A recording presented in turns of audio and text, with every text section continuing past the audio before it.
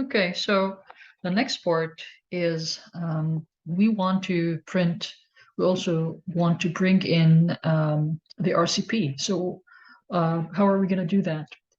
We have something here that is going to enable us to actually duplicate the view that we have, and then we can change what we, in a sort of kitchen floor plan, then I can move or pan the view using the pan command that we just learned about, and then bring in the RCP. So I'm going to right click on layout one, right? And here I have something called move or copy.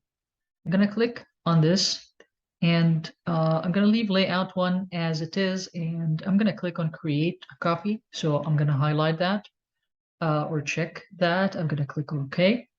And immediately there is layout one and there is two in parentheses, meaning that I just created a copy of that. If I click on it, it's an exact copy. Now, I want this to be moved next to layout here between layout one and layout two. So I'm just going to click on it and then I'm going to drag it between layout one and layout two. So I have layout here and then layout one here and then I have layout one here. So this is the one that I need. I can actually rename this. So I'm going to go to layout one, I'm going to right click and I'm going to rename that. And this is floor plan. Okay. Just reflect it. Okay, and I'm going to click here and floor plan is going to be applied. So this is just to distinguish between this and layout one. Now, the next thing I'm going to do is there are two things that I want to change here. First of all, I know that the floor plan is printed on sheet one, A1. Definitely the once I bring in the RCP, this is going to be another sheet. So this is going to be A2, and we need to know how we're going to change this because this is all a block. So one of the things that I will do is first bring in the RCP and see how it's going to fit in. What I will do is I'm going to click again on the viewport and I'm going to double click inside. Now you can see that I can't actually do much. Okay, there is no pan and I cannot do anything because we still have the lock on. So I need to unlock this first and then I'm going to double click inside. And once I double click, if that menu again is not displayed, all I have to do is type pan and click enter.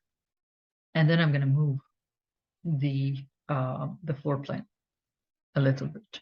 Okay, so I just clicked here.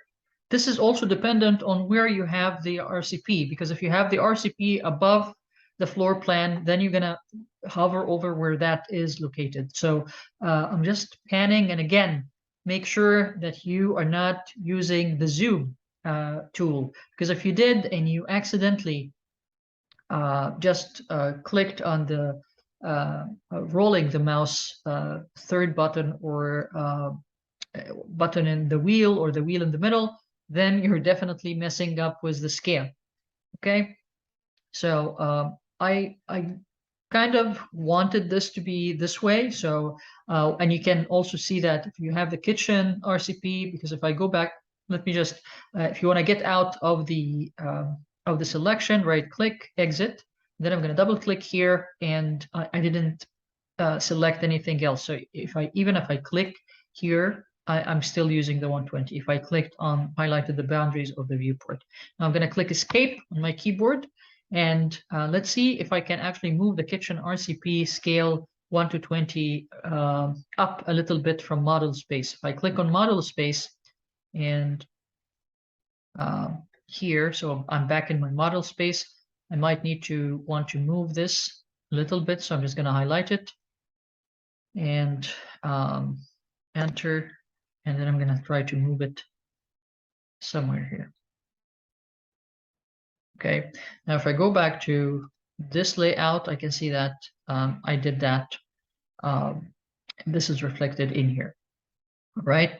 So that's the second part, which is trying to move. Again, this is also going to be printed according to 1 to 20.